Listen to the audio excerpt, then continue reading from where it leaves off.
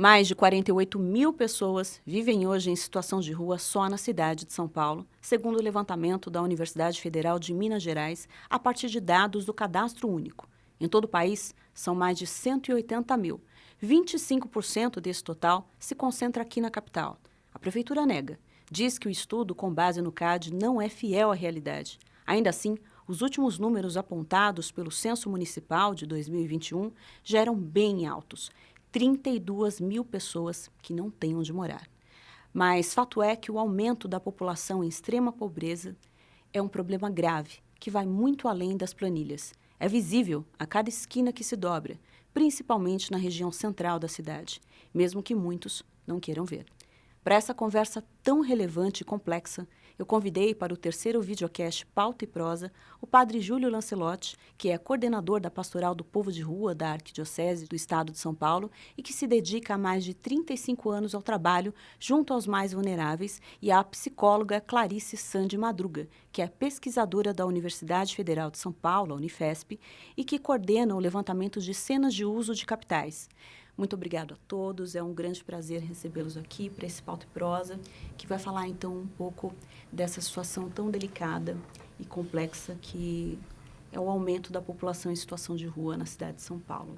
Padre Júlio, eu queria perguntar sobre as últimas ações que nós vimos, né? Nós, a imprensa, tem coberto exaustivamente da Prefeitura sobre a retirada das barracas, né? A argumentação é a de que é para garantir o direito de ir e vir das pessoas, que tem que manter a cidade mais higienizada, né? E também a questão da segurança. Só que eles ficam em total desabrigo, porque até o horário, até os abrigos, tem um horário para poder acolher essas pessoas, e não são todos que aceitam. O que o senhor tem a dizer sobre isso? Então, todas as ações da prefeitura, elas são de criminalização da pobreza. E são também ações que não focam as causas, mas os efeitos. Então, fica sempre focando no efeito e não vai na causa. Qual é a causa disso? A falta de moradia, a falta de autonomia, a falta de projeto de vida para que as pessoas possam livremente encontrar seus caminhos. As barracas na rua são um sintoma. Então, não adianta você ter uma ferida, se você não souber a causa dessa ferida e procurar sarar a causa da ferida, a ferida vai continuar. Não adianta pôr um band-aid em cima e nem adianta passar uma lâmina para cortar. O que a prefeitura faz é passar a lâmina para cortar o sintoma, mas não se volta para a causa. Não há uma ação clara de locação social, de moradia, de condições de vida digna, com liberdade, sem tutela. É isso que a prefeitura não faz. Então, o que parece é higienismo, publicidade, interesses eleitoreiros e está jogando para uma torcida. Quando diz para garantir o direito de ir e vir, de quem? Sim, sim. A prefeitura diz, inclusive, que as barracas são sempre devolvidas aos moradores, né? Que elas são recolhidas durante um dia e que depois elas são devolvidas. E que não apreende nenhum tipo de bem, como os documentos e tal. Mas eu vejo que o senhor acompanhou de forma muito presente as ações, né? Algumas pessoas até relataram violência. E não foi isso que aconteceu de fato. O que o senhor tem a dizer? Inclusive, a Defensoria Pública do Estado tem várias ações, ganhou, inclusive, já algumas ações de indenização em situações que ocorreram na Praça Princesa Isabel. E o que eu digo não é de gabinete e que me contaram. E eu disse isso pessoalmente ao senhor prefeito de São Paulo. Eu vejo, eles tiram tudo, tiram até a água potável, o remédio, o documento, os pequenos pertences que as pessoas têm, que para nós podem não ter significado nenhum, mas para eles é tudo que eles têm. Tudo é retirado com truculência, com violência e eu diria com uma dose de maldade. Sim. Nós estamos aqui também com a pesquisadora Clarice, que fez o estudo de cenas, né, de grandes capitais. E uma coisa que me chamou muito a atenção no seu levantamento é que, por exemplo, na Cracolândia, a gente não tem ali um aumento de novos usuários, digamos. A gente tem, na verdade, uma concentração de antigos usuários, né? Mais da metade deles estão ali há pelo menos 5 anos e uma porcentagem grande também há pelo menos 10 anos. A que a senhora atribui esse fenômeno? Olha, eu não poderia concordar mais com o Padre Lancelotti quando ele fala sobre ver a razão, né, de todo esse fenômeno, né, as causas do fenômeno. Isso na nossa área, na psicologia, na epidemiologia, de forma geral, a gente entende como sendo prevenção. Né? O que está sendo feito de prevenção? Quais são as ações, tanto de prevenção secundária e primária, né, que é evitar que E daí, pensando mesmo na questão de cenas de uso de drogas, o que está sendo feito para evitar que novos usuários passem a frequentar uma cena de uso? Quais são as ações nas periferias? Quais são as ações em escolas que ofertem opções para esses jovens fazerem outras coisas e não buscarem, né, a questão do consumo como única fonte de distração, de prazer, né? Quais são as ações que estão oferecendo caminhos depois que eles terminam a escola, né, ou que abandonam a escola para ofertar uma possibilidade de carreira, de renda, de projeto de vida, como o senhor falou. Então eu concordo plenamente na questão de o que é feito para a causa. E daí eu já respondo a tua pergunta sobre o influxo de novos frequentadores.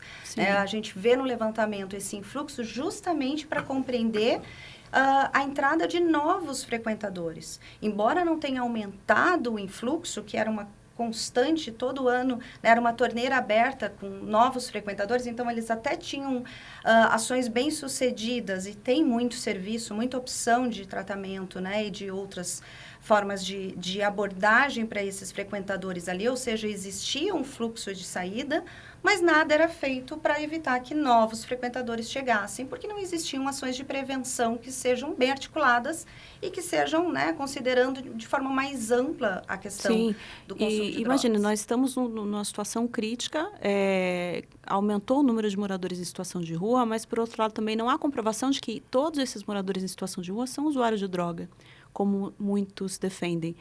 Fato é que tem a sua pesquisa, então, comprovando que o que aumentou, na verdade, é a permanência, mais a permanência do que a chegada de novos, né? É mais um preconceito que o senhor vê com morador em situação de rua, que todos são drogados, que todos são marginalizados, bandidos. Então, é importante dizer que nem todo dependente químico é morador em situação de rua. E nem toda pessoa em situação de rua é dependente químico.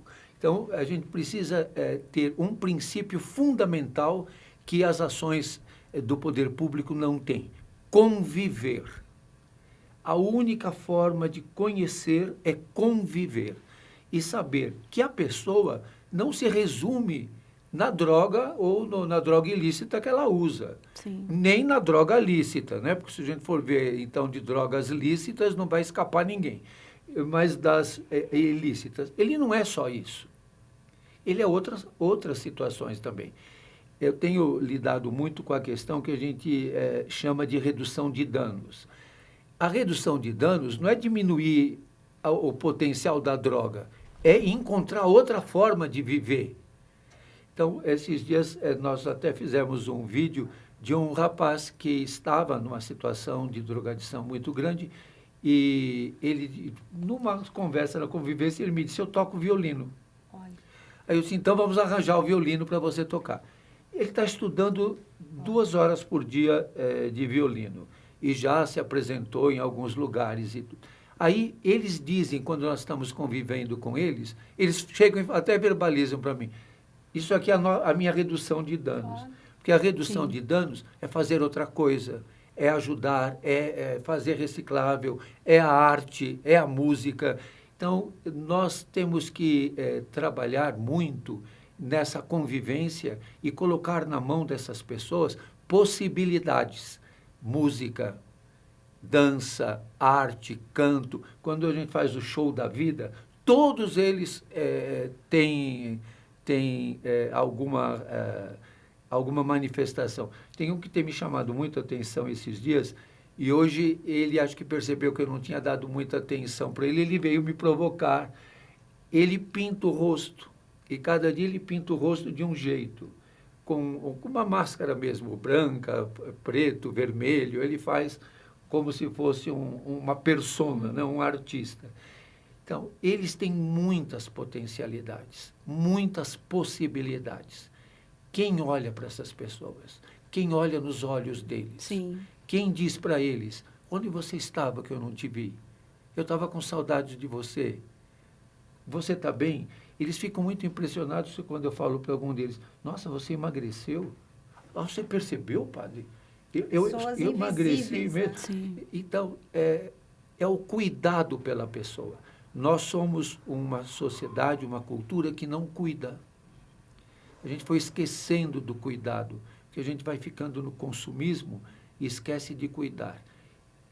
Acho que a grande questão que todo esse drama que nós vivemos e que nós convivemos, porque nós também sofremos os efeitos de tudo isso, convivendo, é conviver de uma maneira humanizadora e não desumanizar com bombas, com gás, com choque, com violência, com criminalização. Inclusive na série que o senhor participou, que nós fizemos aqui na Gazeta, o Diário das Ruas, que mostra um pouquinho dessa realidade de uma maneira mais humanizada, com entrevistas, né, com moradores em situação de rua, com distribuição de sopas. Eu fui durante a madrugada. Enfim, você não consegue ser a mesma pessoa depois que você passa por esse tipo de experiência, quando você olha para o outro com um olhar de que poderia ser você.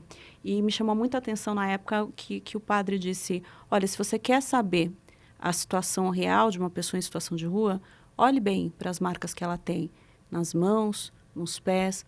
A história de dor que ele carrega é visível. Só que as pessoas, na pressa, na correria, não param para olhar. É o problema do Estado. Sim, o Estado tem as suas obrigações, não podemos nem dizer que não está se movimentando. Talvez não esteja da maneira certa. Está. Mas a solução também não está um pouquinho dentro de cada um de nós, né? Eu pergunto para vocês. Eu acho que essa conexão de situação de rua e dependência química, né, esse estigma que acaba conectando os dois problemas, né? Eu acho que o estudo ele trouxe dados que são muito interessantes justamente para conseguir quebrar um pouco desse estigma. O que a gente vê analisando os dados, isso vem desde 16, em todas as ondas que a gente fez do levantamento na Cracolândia, nós observamos isso, e esse último ano que a gente expandiu o levantamento para cenas de uso em Fortaleza e Brasília, se repetiu o mesmo fenômeno. Na verdade, a maioria das pessoas numa cena de uso nunca estiveram em situação de rua antes do problema com crack. Então, essa mistura, esse discurso de que uma pessoa vai entrar em situação de rua e, portanto, vai acabar usando drogas, ou o inverso, achar que a pessoa estava em situação de rua, então foi lá, tropeçou e parou na Cracolândia e ali começou a usar, é totalmente contrariado pelos dados. Na verdade, existe uma intersecção, né, de duas vias entre dependência química grave e situação de rua, porque, é claro, uma pessoa num extremo de dependência, ela vai perder vínculos, ela vai perder, né, a fonte de renda, vai muitas vezes quebrar vínculos e acabar em situação de rua. Então, existe uma via que é, né, da situação extrema, da gravidade da dependência, e é claro que também pessoas que estão extremamente vulneráveis, expostas a todos os riscos que tem a miséria, né, e essas questões de vulnerabilidade social de forma geral, vai estar em risco para desenvolver problema com drogas. Mas não existe uma relação causal e não existe só piora para os dois fenômenos, né? Ficar misturando e achando que fica essa briga de atribuição de culpa, né? Padre, eu lembro que o senhor falou também que a rua, ela é uma sucessão de perdas. Ela é o último patamar. Ninguém está na rua porque quer. Tem muita gente que fala, né? Que a gente cai também na aporofobia, né? Que o senhor defende tanto, que é a fobia de pobre. A culpa é do pobre por ele ser pobre e ele olhar para ele me incomoda. Então, mas que quem está na rua porque perdeu tudo, porque não tem para onde ir de fato. Perdeu tudo, mas não pode perder a sua humanidade. Hoje, pela manhã, no café da manhã, uma pessoa me trouxe de doação e eu coloquei lá, eram todas novinhas, com selo, as calcinhas para as mulheres. E eu falei para as moças que estavam ali, tinha os absorventes e as calcinhas. Falei para elas, é para as mulheres, para as travestis e para as trans. Todos que quiserem. E quando chegaram algumas das travestis, as senhoras perguntavam, vocês também querem? Elas falaram, mas é lógico, e por que nós não queremos? E a alegria delas e das mulheres trans e das travestis de terem uma calcinha limpa, nova. Como qualquer pessoa vai ficar. Como qualquer pessoa. Com Tem que um ela se absorvente. identifica usando, né? Você vê, o governo do estado de São Paulo vetou a garantia de absorvente para as mulheres em situação de rua, para as mulheres privadas de liberdade, para as mulheres empobrecidas. E nós sabemos quantas adolescentes não vão para a escola porque não tem absorvente. E é interessante que me dá a impressão, acho que isso os pesquisadores deveriam de pesquisar. Eu tenho a impressão, pela observação, que o fluxo menstrual das mulheres em situação de rua é diferente das mulheres que têm uma vida com horários, alimentação saudável e tudo mais. Porque todas elas me pedem e querem absorventes noturnos com aba. Porque o absorvente, que muitas vezes, quando chega pelo poder público, é um que elas dizem, esse não serve para nós. Uhum. Esse não adianta a gente não usar esse aqui, não usar é a mesma coisa. Então, são todas questões pequenas. Um sabonete. Não são pequenas, né? São enormes. É muito heterogêneo, danos, né? Conseguir amparar minimamente uma qualidade de vida mínima. E, né, a questão menstrual, ela é básica. Então, eu acho que é um primeiro passo da redução de danos. Inclusive, a sua pesquisa aponta que diminuiu também o número de mulheres e o número de pessoas trans nas ruas. E que isso também não está claro se foi por causa de uma política pública, mas também pode estar ligado ao número de operações, né? A gente não tem as causas pela pesquisa, a gente observa os números, mas a hipótese é que tem a ver essa relação de proporção de mulheres e trans na cena, ela sempre vai estar ligada com quão violenta está a cena, com quantas operações tem. Elas são as mais vulneráveis, elas são as primeiras. Né? Elas sofrem sempre a mais em todos os sentidos, não só de violência policial, violência lá dentro entre eles, mas também a questão de se expor a outros riscos. Então, isso pode refletir a violência. Tem a questão da maternidade, na questão das mulheres. Tem a questão da maternidade, porque elas vão procurar ocupações para proteger os filhos. Maternidade como um fator de proteção. Como um fator de proteção para a criança e para a própria mulher. Eu até acho que a gente deveria de pesquisar um dia, porque eu digo assim, as mulheres são minorias no Congresso Nacional, são minoria no Judiciário, são minoria nos executivos, são minoria nas prisões e são minoria na rua também. Eu acho que tem um fator comum aí que faz com que a mulher seja minoria em todos os lugares. Eu penso que porque a exploração da mulher é maior e ela acaba tendo uma exploração também escondida.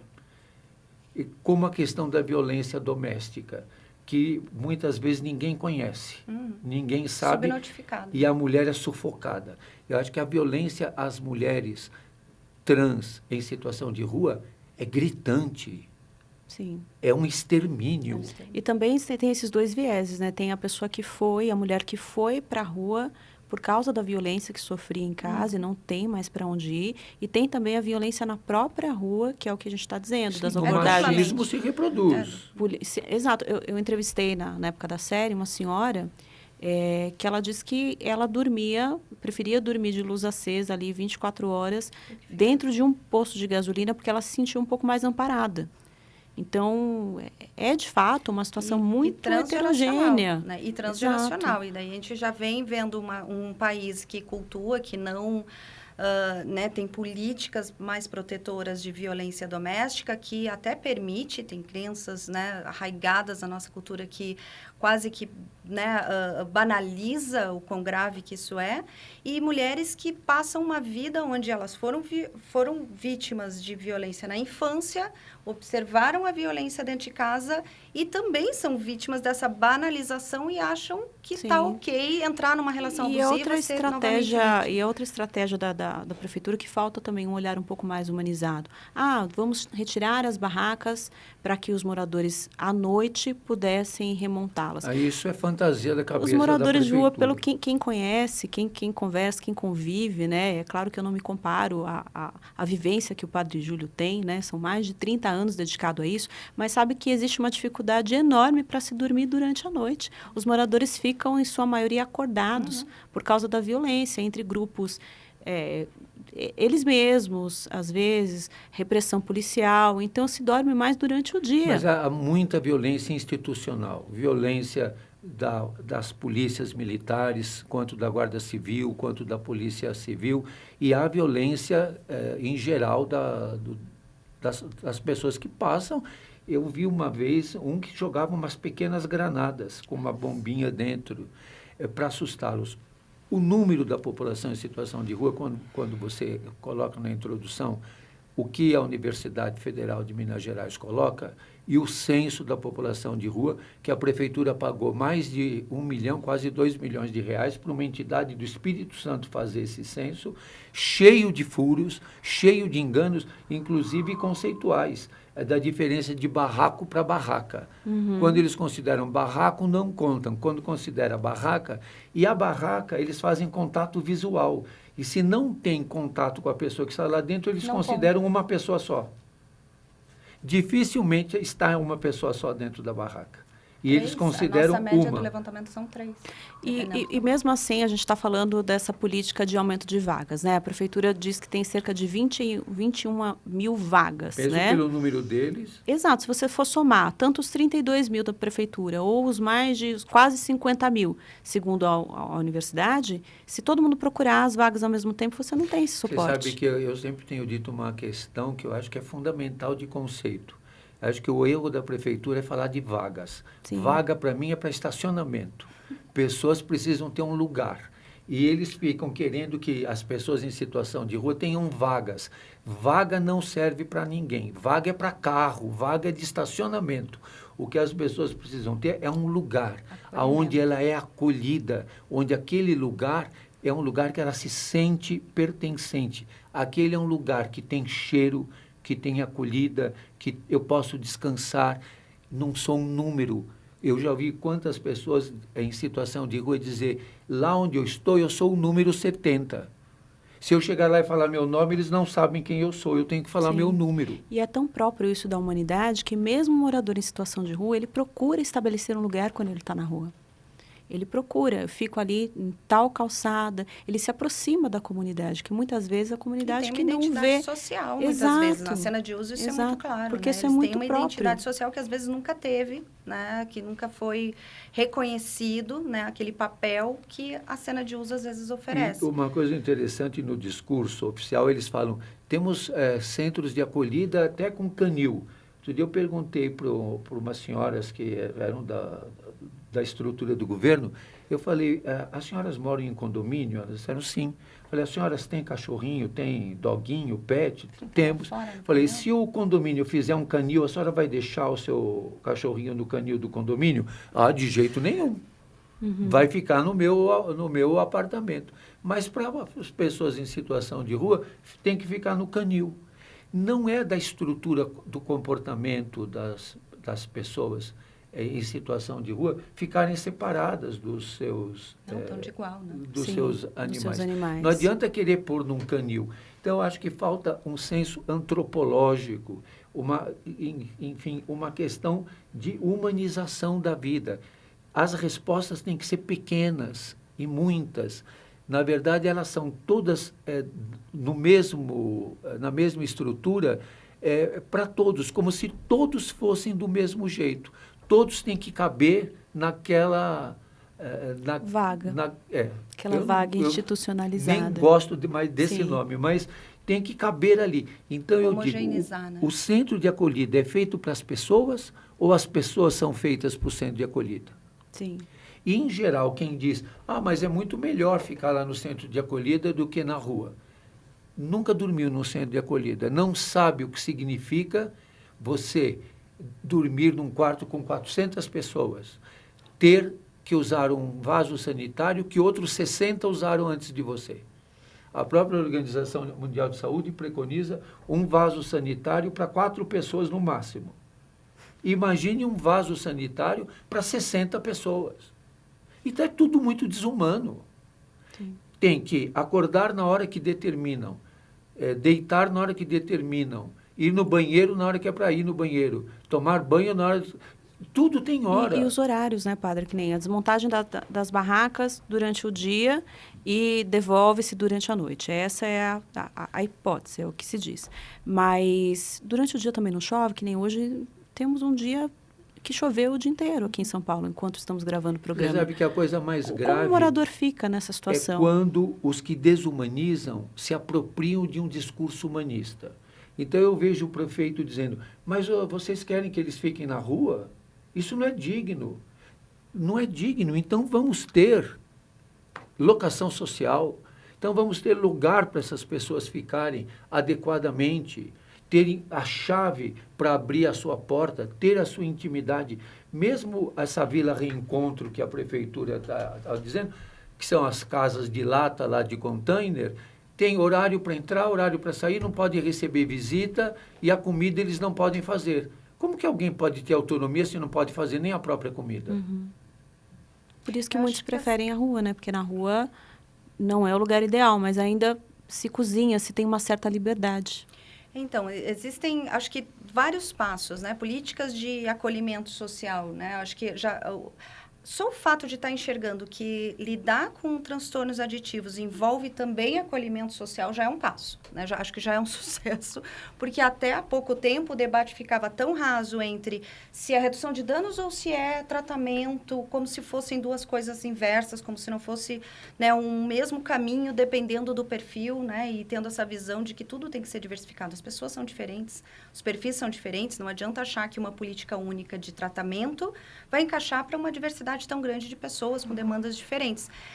Um passo foi dado no sentido de enxergar isso, né? Entender que tem que ter uma visão diversificada de modalidades diferentes para demandas diferentes de tratamento, passos para entender que para acolhimento social também tem que ter diversidade, é isso que vocês estão falando, né, com tanto exemplo, que é isso de que alguém com cachorro, alguém com marido, uma mulher, uma trans, eles vão precisar de equipamentos diferentes que sejam mais desenhados e que gere adesão, porque eu acho que a gente, né, em São Paulo, diferente de muitos outros estados, a gente ainda pelo menos consegue dizer, olha, até existe, não está tendo adesão em muitos lugares, não está conseguindo nem sequer, né, existir o espaço, esse lugar de acolhimento. Então, daí tem mais um desafio que é fazer de uma forma que seja responsiva, que seja humanitária, que seja empática às demandas dessas pessoas. E eu acho que tem um estágio que, né, eu gosto de puxar, que é a questão de, uma vez que isso consegue ser respondido, vamos supor, né, que a gente tem esses espaços de acolhimento, principalmente no caso da dependência química, de pessoas com transtornos graves, é garantir que isso seja baseado em evidência, que seja um lugar onde não só existe essa visão humanitária, de respeito, de individualidades, mas que também se fiscalize as condições, né, de regulamentação. Primeiro tem que se entender o universo, para depois buscar o caminho, né? E não achar que um único caminho vai resolver a situação. Que nem a senhora está falando muito de... a gente cai também no tratamento, né? A gente tem aí... O problema nem é tão o número... Vou falar o número de vagas de novo, porque não tem outra expressão, apesar de que eu ache que, de fato, não é a mais adequada. Mas quando você tem ali uma vaga, uma destinação para levar a pessoa, a mesma expressão se usa para o tratamento. É por isso também que os tratamentos têm tanta baixa adesão. Agora acabaram de inaugurar uma outra reforma, foi a reformulação do CRATOD, né? E, de fato, os profissionais de saúde ligados às secretarias vão e conversam com as pessoas, e eles resistem muito para ir. Por quê? Por que é tão difícil? Porque a dependência química não é um transtorno simples que a pessoa vai estar... Ela é um transtorno que mexe com a tomada de decisão da pessoa. Né? Então, a gente tem que entender que essa motivação de mudança, de mudar de estilo de vida, ela vai flutuar. Né? E muitas vezes requer a gente no levantamento, por exemplo, a gente viu que tem mais de 50% deles que estão em estágios avançados de motivação. Não é estranho pensar isso? Quando a gente está na cena de uso, a gente vê que, na verdade, se ali naquele momento falasse, olha, tem aqui uma opção bem legal para você se tratar, a maioria diria não na hora. Né? Só que no levantamento a gente consegue um índice maior. Por que será? Por essa questão que o senhor estava trazendo, que é olhar no olho, ouvir, perguntar, isso gera uma motivação. Por quê? Porque é flutuante, porque a dependência química, a pessoa num dia quer mudar, no outro dia ela está totalmente contemplativa, dizendo, eu estou ótimo como eu estou, não preciso mudar. Então, esse entendimento de que não é uma questão de vai todo mundo para um tratamento. Claro que vai ter que ter essa porta aberta, né, e disponível. Uma coisa que a gente fala na psicologia é que no tratamento da dependência química, a gente tem que estar mais disponível que o traficante, né? Que é isso, a gente tem que estar de portas abertas. Aquela flutuação, ela muda o tempo todo e medidas, né, outras, até que aquela motivação, ou talvez nunca chegue, né, apareça, outras medidas de redução de danos têm que ser feitas, como, por exemplo, né, a gente falando aqui da questão da mulher, da saúde reprodutiva, contracepção, né? Acho que é um assunto que está sendo pouco falado, mas as ações de botar contraceptivo de implante, né? Garantindo que essas mulheres, inclusive com implante, elas não têm a questão menstrual. Todas as coisas, né? que se descobre conversando com as pessoas, né? Conversando, se aproximando, olhando nos olhos. Eu diria que a dependência química não é, numa linguagem médica, patologia de base. Ela é consequência de alguma coisa que está nessa pessoa. Então, você fica querendo tratar a dependência química sem entender as dores que essa pessoa tem, o sofrimento que ela carrega, o que isso significa para ela, por que ela vai buscar na dependência química e na droga. Se você olhar as drogas lícitas, por que tanta gente toma Rivotril? Sim. Por que tantas pessoas tomam qualquer outro aí que é famoso? Tem aí, eu não sei quantos... Benzodiazepínicos, estimulantes. Por que se toma tanto? O Brasil é um dos países que mais usa e consome isso. Por quê? Por que as pessoas têm insônia? Por que as pessoas têm ansiedade, angústia? Por que estão com dores? Quais são as dores que essas pessoas têm? Questão biopsicossocial. Inclusive né? as nossas, né? Há tanto preconceito como se o morador em situação de rua ou dependente químico não merecesse os investimentos, né? As investidas. Mas não somos todos dependentes de algo. O que é o celular hoje? Pois é. Todo mundo é dependente. Agora, você veja, você pergunta, muitas vezes se pergunta para o dependente químico que droga que ele usa. Mas não pergunta para ele se ele está bem. Exato. Qual é a dor que ele tem? Qual é o sofrimento? E, às vezes, você nem faz essa pergunta. Você lê nos olhos da pessoa. Você vê qual é a carência, qual é o sofrimento que ela tem. Enquanto nós não olharmos como uma condição de vida e que a dependência química não pode se criminalizar e que as pessoas não deixam de ser pessoas, nós vamos buscar soluções como esta solução incrivelmente imbecil, aqui em São Paulo, de cercar a Praça da Sé. Ia tocar nesse ponto e agora. de privatizar os espaços Sim. públicos. Desculpe o qualificativo, mas, para mim, é de uma imbecilidade que é de um Estado militar, que é de um Estado policialesco, ficar cercando praças. Ao invés de você abrir praças com coretos, com música, com dança, com arte, ocupar as pessoas com alegria, coloque telas para eles pintarem, para eles desenharem, livros. Todas as vezes que eu levo livros para o nosso café da manhã, eles terminam em minutos, todos pegam os livros e depois vêm contar o que leram e qual é isso e aquilo, o personagem. Quantos desenham, quantos que pintam. Então, nós ficamos querendo pôr grades, gastando em grades, gradeando. São Paulo é a cidade das grades. Eles pulverizam o problema, né? Quando deveríamos de ser a cidade que acolhe, a cidade que ama, a cidade que dá oportunidades. Quantos deles tocam instrumentos, fazem pinturas, têm artes, escrevem, tem coisas incríveis que eu vejo no dia a dia, mas a gente quer colocá-los em grades e quer domesticá-los para que eles sejam pessoas do jeito que nós queremos que eles sejam. E nós temos exemplos que não funcionou. Acabou de ser feito com a Praça Princesa Isabel, que você olha de longe, a praça está limpa, impecável, mas os moradores se dispersaram, eles não saíram, isso não resolve o problema. Só descentralizar, gradiaram. Espalha. Eu sempre digo, fazendo uma piadinha, se você me permite, de que aquela praça devia de mudar de nome, devia de chamar Praça Solano Lopes, porque o Solano Lopes, na Guerra do Paraguai, tinha um sonho, que era cercar o Duque de Caxias. E o prefeito de São Paulo conseguiu, cercou rapidinho o Duque de Caxias. Então, a praça devia de se chamar Praça Solano Lopes Nunes. Excelente, padre. Uma pena que essa discussão aqui, que merecia mais tempo, chegou ao final. Eu encerro, então, o nosso videocast com uma frase do nosso escritor russo, Tolstói, que fala que há quem passe pelo bosque e só veja lenha para a fogueira. E eu acho que é mais ou menos isso que... Não estou dizendo só o poder público, mas o que nós mesmos vemos na cidade. A gente tem que deixar de olhar para o próximo como se fosse um benefício, mas ver o contrário. Qual o benefício que você pode entregar para o seu próximo e resolver o problema de quem está tão pertinho de você, às vezes com uma garrafa d'água, às vezes com um bom dia, né? É isso. Muito obrigada a todos e até o próximo Pauta e Prosa. Obrigada.